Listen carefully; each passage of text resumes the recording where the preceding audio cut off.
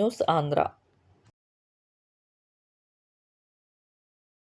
Andhra Pradesh government assurance committee chairman, Kakinada నియోజకవర్గ శాసనసభ్యులు doctor Kamineni Srinivasarao గారు, ఉంగుటూరు శాసనసభ్యులు పచ్చపట్ల ధర్మరాజు గారు, ఏలూరు జిల్లా శ్రీమతి వెట్టి సెల్వి గారు, ఏలూరు ఆర్డీఓ అచ్యుత అంబరీష్ గార్లతో కలిసి కొల్లేరు లంక గ్రామంలో పర్యటించారు. ఇటీవల సుప్రీంకోర్టులో కొల్లేరుపై వేసిన పిటిషన్కి బదులుగా కేంద్ర ప్రభుత్వం సెంట్రల్ ఎంపవర్ కమిటీని పంపించాలని ఆదేశించగా, త్వరలోనే కమిటీ వస్తున్న సందర్భంగా ఈరోజు అధికారులు, ప్రజాప్రతినిధులు లంక గ్రామాలలో పర్యటించి గ్రామాల ప్రజలు జీవన విధానాన్ని మరియు కొల్లేరు సరిహద్దును పరిశీలించారు. అనంతరం ఈ నెల 18వ తేదీన సిఈసి వారు కొల్లేరు ప్రజలతో కైకలూరు మండల పందిరిపల్లిగూడెం గ్రామంలో కమిటీ హాల్ నందు సభ ఏర్పాటు చేస్తున్న స్థలాన్ని పరిశీలించారు.